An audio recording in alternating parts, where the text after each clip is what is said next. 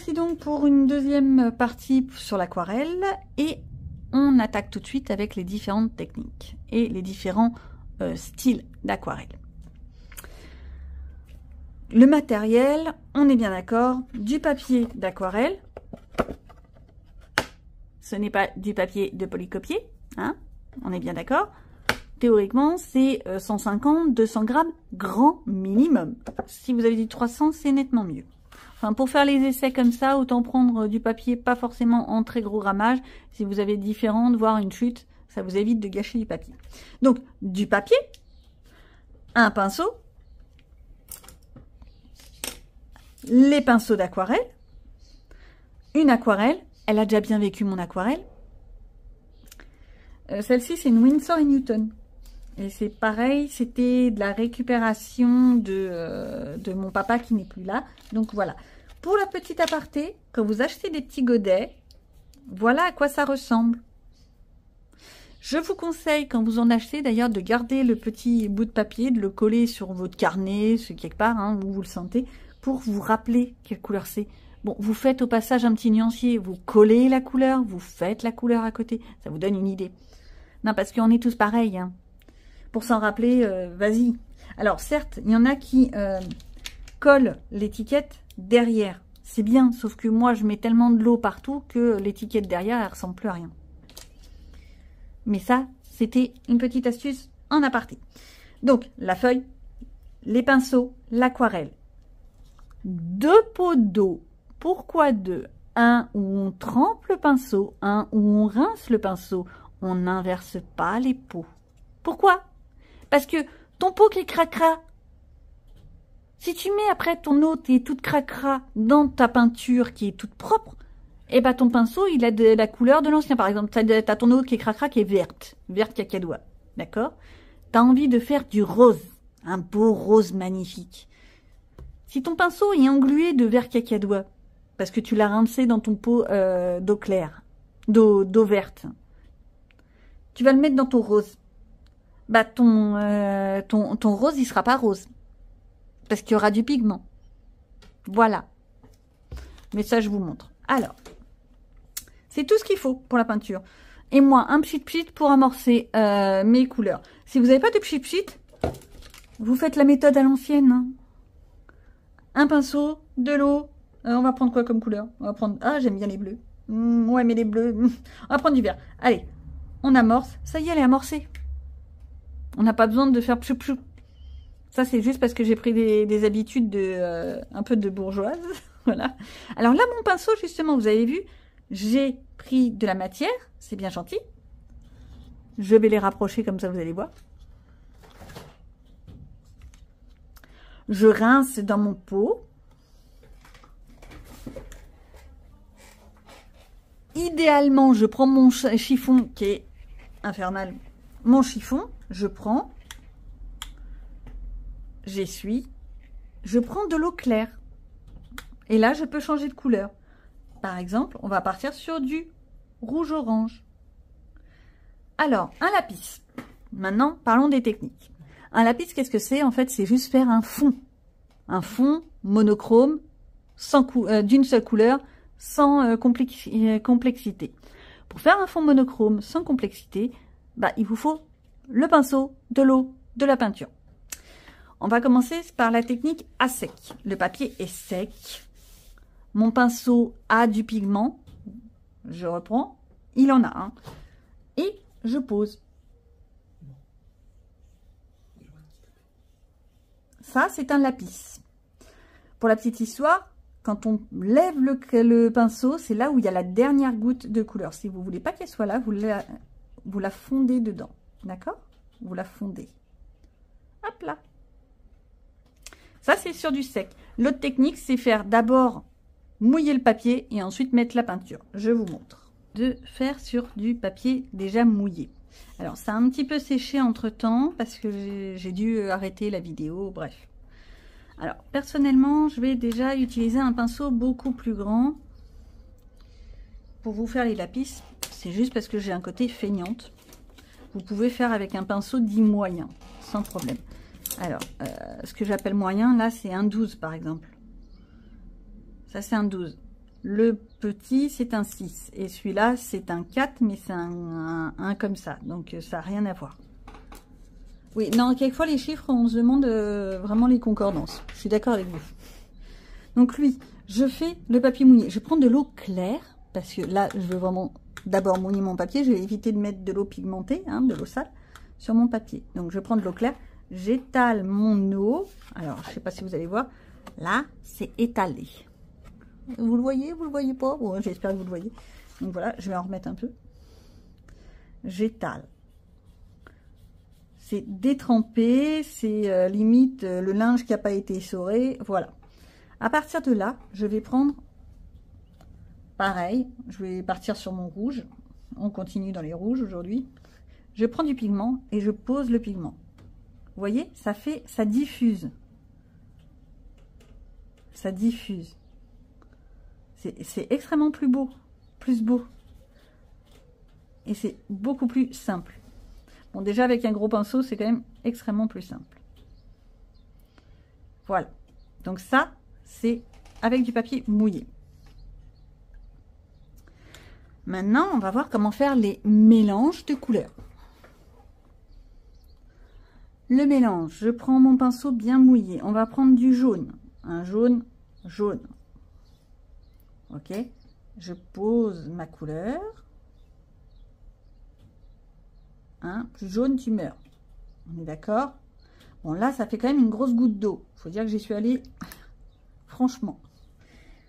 Hop, je l'essuie, je le trempe dans l'eau claire et je prends donc mon rouge. Théoriquement, le rouge et le jaune, ça va faire du... Allez, vous le savez, du orange. Donc là, je prends... Je l'étale bien, j'arrive, hop, ça se mélange. Ça se mélange même un peu trop parce que j'ai mis 3 fois trop d'eau. Mais ça se mélange. Et donc là, on a un rouge, jaune. Plus rouge que jaune. Alors, s'il est vraiment trop rouge, eh ben, on prend de l'autre côté et on remet du jaune. Voilà. Comment tricher? Ça, c'est mélanger. Maintenant, diffuser. Personnellement, je travaille sur du mouillé, le papier mouillé. Donc, j'ai pris mon pinceau, il est trempé. Je pose l'eau. D'accord? On va reprendre mon jaune. Je pose mon jaune. J'ai fait un lapis. Rien d'exceptionnel pour le moment. Ok? Si ce n'est le fait que j'ai mis 3 tonnes d'eau. Je vais mettre un tout petit peu plus de pigment pour qu'on voit bien. Ok. Voilà. Si vous voulez pas de traces, vous gardez bien votre pinceau jusqu'au bout. Hop. Voilà. Vous avez vu, j'ai pris la goutte d'eau et je l'ai emmenée où je voulais. Ça enlève toutes les traces.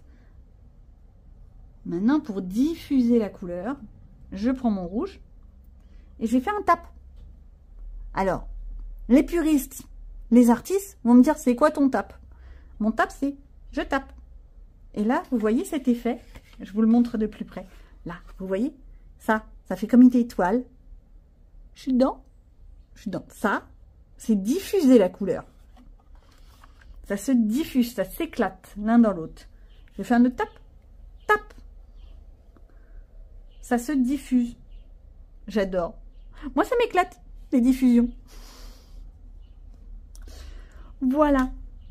Donc, on a vu déjà 4 techniques. Le lapis sur papier sec, le lapis sur papier mouillé, le mélange de couleurs et la diffusion de couleurs. Rien d'extraordinaire pour le moment. Maintenant, on va voir des techniques. Technique. Voilou. Maintenant, je vous fais voir 4 petites techniques que je connais, qui sont agréables à utiliser. Donc, toujours mon gros pinceau. Hop là, je garde mon chiffon avec moi, parce que je suis capable d'en mettre partout. Hop, il est mouillé. J'enlève un petit peu d'eau parce que j'en ai mis vraiment trop. Et là, on va partir sur du bleu. Je trouve ça plus rigolo. Ouais, on va partir sur du bleu. Alors, je vais faire mes 4 lapis. Je prends le pinceau, je pose le pinceau, j'emmène le pinceau avec moi. Comme ça, la goutte de peinture vient avec moi. D'accord? Si je veux, je peux même repasser dans l'autre sens. Là, j'ai levé mon pinceau, mais c'est pareil. Vous voyez, hop là, ça c'est fait.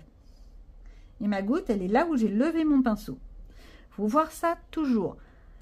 Ce sera plus foncé là où vous arrêtez votre peinture. C'est-à-dire que vous emmenez le pigment avec votre pinceau. Donc forcément, là où vous avez commencé, c'est plus clair. Là où vous arrêtez, c'est plus foncé. Il faut retenir ça. Clair, je commence. Foncé, je termine. On va en faire d'autres. Hein.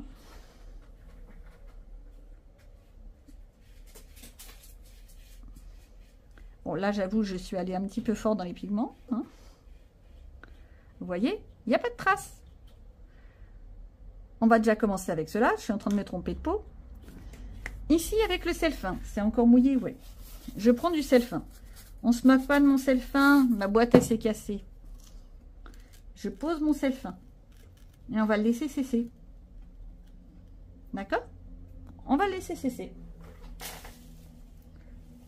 Avec du gros sel à côté. C'est vraiment pour donner des effets. Oups! Vous croyez que j'en ai un peu trop là? Un petit peu beaucoup. Allez, on va essayer de la remettre dans la boîte. J'ai pas besoin d'en avoir 50 000. Je prends mon gros sel, je pose mon gros sel. Je prends, je pose.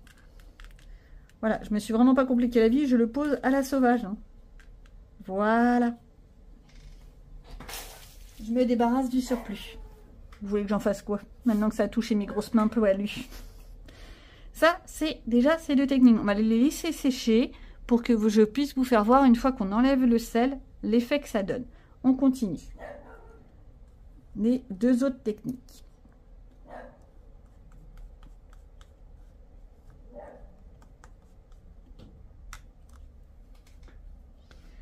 Je reprends du pigment. Hop, je pose. Oh là, elle est extrêmement pigmentée celle-ci, hein, comme peinture. La Winsor & Newton, elle est bien pour ça, elle est très pigmentée. Voilà. Hop. Ici, passer d'eau, on va reprendre de l'eau, on va reprendre du pigment et on y va. Voilà. Ok, ok. Maintenant, ici avec de l'alcool. On n'a pas dit de prendre du whisky, du Ricard ou autre. Non, non, non, non. Vous prenez de l'alcool. Alors, théoriquement, l'alcool sans odeur, ce genre de choses, c'est très bien. J'en ai pas sous la main, bien entendu. Sinon, ce serait trop simple. Donc, j'avoue, je vais prendre de l'alcool ménager. Voilà, l'alcool ménager. Ça va sentir bon, elle est à l'orange. Hop. Faites pas comme moi. Moi, je fais ça à la sauvage. Il y a des méthodes qui sont nettement mieux. D'accord? Je prends, je pose des gouttes. Je pose des gouttes. Allez, goutte, goutte, goutte. Ah, c'est le problème, c'est que ça s'évapore tellement vite, l'alcool ménager. On va reprendre. Oups. Bon, alors là, c'est un carnage, mais au moins, ça vous donnera l'idée. Voilà, on va laisser sécher. Hein. C'est un carnage, mon histoire. Et la dernière méthode, c'est avec de l'eau. Alors, l'eau, hop, hop. Ça va pas faire grand-chose, je vous le dis tout de suite. Voilà, c'est tout. On va laisser sécher et on se retrouve. Alors, j'ai fait en attendant 2 petits lapis avec du jaune. Et forcément, l'aquarelle, c'est très humide. Pour savoir si c'est sec, vous passez votre main. Si c'est froid au toucher, c'est que c'est encore humide. Si c'est pas froid au toucher, c'est que c'est totalement sec. Par exemple, celui qui est là, au toucher, il n'y a pas de problème. Bon, celui-là, il est en train de dégouliner. J'ai mis tellement d'eau qu'il ne pénètre pas. Ok. Mais là, tout de suite, c'est encore un petit peu froid au toucher. Donc, on va attendre 2 secondes. Je vous mets en pause. J'en profite le temps que ça s'assèche pour vous montrer une petite technique. Là, vous voyez, j'ai une goutte d'eau qui est extrêmement importante. Elle m'embête, il y a trop de peinture, il y a trop. Je prends mon petit chiffon. On essaye d'avoir un chiffon propre, pas comme moi. Hein. Je prends mon petit chiffon et je vais tamponner la goutte pour l'absorber, simplement. Voilà. ça évite d'avoir des plâtras de couleur à certains endroits. Alors là, je l'ai fait un petit peu à la sauvage. On va essayer de faire mieux avec celle-ci. Je prends mon petit chiffon et hop, j'absorbe la couleur. J'absorbe l'eau. Vous voyez? Ça évite d'avoir des plâtras de couleur qui risquent de couler, qui risquent de valdinguer. Ça, c'est une chose. C'est également quand vous faites une erreur avec l'aquarelle, vous faites votre peinture, votre grande toile, machin, bidule, vous dites « Oh, j'ai fait une bêtise! Il y a de l'eau qui est partie là-dessus !» Et bien, vous prenez tout de suite votre Kleenex, votre chiffon, votre sopalin, votre morceau de papier toilette, ce que vous voulez, c'est vous qui voyez, hein. Chacun son organisation. Votre petit morceau de gant aussi, pourquoi pas. Il y en a qui utilisent les trucs là, les make-up en fibre de bambou et tout ça pour absorber. Et vous le prenez, vous le chiffonnez tout petit et vous allez effacer votre grosse bêtise. Voilà, ça évite d'avoir à se dire ah, ma maman, j'ai tout foutu en l'air. Donc là, c'est sec. On attaque. Ouais, j'y vais vraiment comme une sauvage. Hein. C'est sec de sec, on est tranquille. Je prends mon petit pinceau et je vais vous faire voir une autre petite technique. La technique du travail à sec. Alors, l'aquarelle, c'est ça. C'est travailler, retravailler, re-retravailler. C'est des surcouches. Encore de la couche, encore de la couche. Pourquoi? Parce que c'est comme ça qu'on arrive à donner des effets. Exemple, ça, c'est du jaune. Je peux donc rajouter, je sais pas, je vais partir sur de l'ocre. Tiens, je vais déjà amorcer mon truc, ce sera plus simple parce que moi là, je fais n'importe quoi. Voilà. Hop. Je mets de l'ocre. Si je veux faire un petit mur en brique. Voilà. Hop. D'accord. Je fais mes petits murs en briques. Je reprends un peu d'eau parce que là, franchement, ça va pas. Hop. Hop. Hop. Hop. Hop. Voilà. J'ai fait ma base. Sauf qu'à partir de là, je vais pouvoir le retravailler X fois. Ouais, dans l'autre, ça aurait été mieux. Vous voyez, moi aussi, je fais des bêtises. À partir de là, je peux le retravailler. Je peux mettre une légère pointe de marron pour lui donner un effet. Alors, le tap-tap, moi, j'aime beaucoup parce que ça fait des couleurs beaucoup plus naturelles. Voilà, je peux faire un truc comme ça, tout simplement. Je peux étaler comme de la peinture. Si vous étalez comme de la peinture, le problème, c'est que ça efface un peu la couleur qui est en dessous, vu qu'il n'était pas sec. Ça va se mélanger l'un dans l'autre. Donc, ce genre de truc.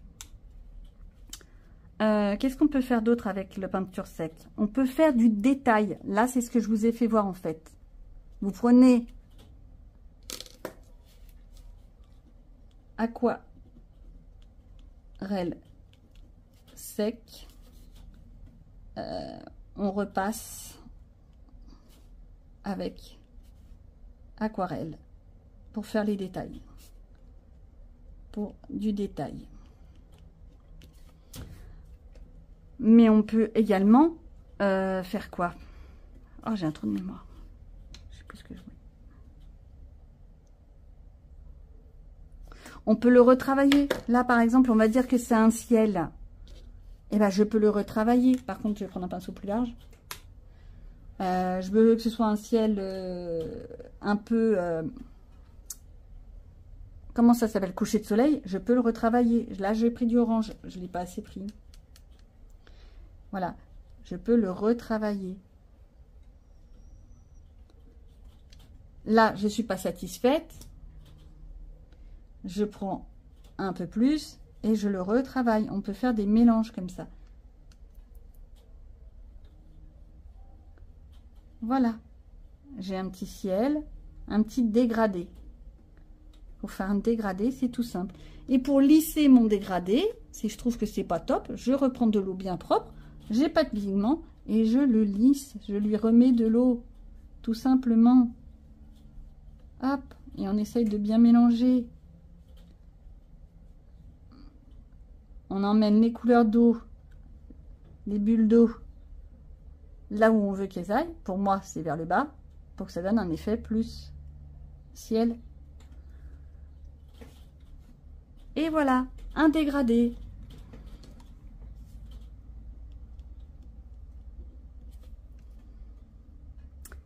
Je reviens sur là où j'ai travaillé en sec.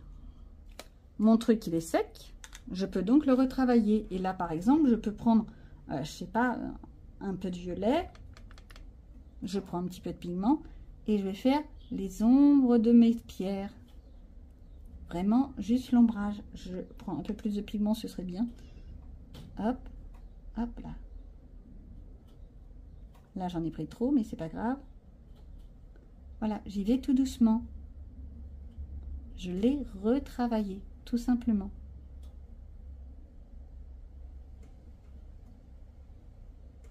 Il reste le jaune, l'ocre qui était là, sauf que j'ai retravaillé pour que ça donne une autre teinte, un autre effet.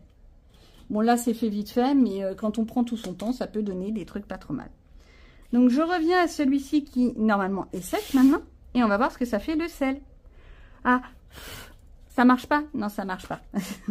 Alors, vous le faites proprement. Hein? Hop. Hop. On enlève le gros sel.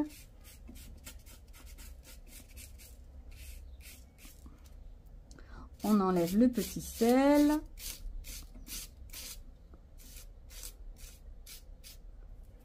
Et voilà ce que ça donne. Alors, hop là, je le rapproche. Avec le sel fin, ça fait un effet un petit peu grumeleux, granuleux, mais très petit. Avec le gros sel, ça fait un effet granuleux, beaucoup plus gros.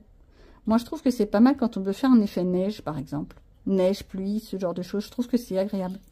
Bon, après, maintenant, il existe des aquarelles qui ont déjà des effets granuleux à l'intérieur. Mais quand vous n'avez pas ce genre d'aquarelle, de tube d'aquarelle, de godet, ce genre de choses, et ben vous faites autrement. Alors, hop là, j'ai barré celui-là parce que vu que ça a été à cata, voilà. Avec l'alcool, voilà ce que ça donne. Ça vous fait un petit effet comme ça. Vous voyez la petite bulle blanche? En fait, ça va faire en sorte que le pigment s'éloigne. C'est juste de la chimie, là. L'alcool va repousser le gras de la peinture. Parce que je ne sais pas si je l'ai déjà dit, l'aquarelle c'est fait de pigments, de gomme d'arachide, d'eau forcément, et un petit peu de miel pour que ça se conserve. Bah oui, le miel, ça conserve tout. Il paraît qu'à une époque moyenâgeuse, le miel servait à conserver. Je dis peut-être des âneries. Et voilà ce que ça donne, le dégradé. Une fois sec, enfin là il n'est pas totalement sec, mais voilà ce que ça peut donner. Donc là, on a les méthodes dites de base. À partir de ça, on peut quasiment tout faire. Il faut juste se rappeler que l'aquarelle, c'est de la surcouche. La dernière chose à se rappeler, là le blanc qui est en aquarelle, ouais, me demandez pas pourquoi ils en mettent tout le temps. Le blanc en aquarelle, ça ne s'utilise pas. Ce n'est pas fait pour éclaircir une couleur. Si vous voulez éclaircir une couleur, vous mettez plus d'eau. Je m'explique. Vous avez votre bleu. Vous le posez. Vous voyez, il est foncé de chez foncé. Hein, on est d'accord. Sauf que si je veux qu'il soit beaucoup plus clair, déjà je ne me trompe pas de godet, ce serait bien. Je prends de l'eau claire, qui est plus très claire, et je rajoute plein d'eau. Je rajoute de l'eau. Vous voyez, il éclaircit. C'est en rajoutant de l'eau que ça éclaircit. Si vous voulez foncer, vous rajoutez du pigment. Mais vous n'utilisez pas le blanc. Le blanc, en fait, ne sert strictement à rien en aquarelle. Je ne sais pas pourquoi ils l'ont mis, mais ça ne sert à rien. Si vous voulez faire un effet vaporeux dans vos créations, à la limite, je dirais plutôt, prenez de l'acrylique que vous diluez énormément avec de l'eau. Ce sera plus efficace. Ou alors du pastel gras ou du pastel sec. Ça peut vous faire un effet brumeux dans le fond, ce genre de choses. En aquarelle, le blanc ne sert à rien. Voilà. Je crois que j'ai fait le tour. Si j'en ai oublié, bah, je vous ferai un petit bonus plus tard. Bye bye.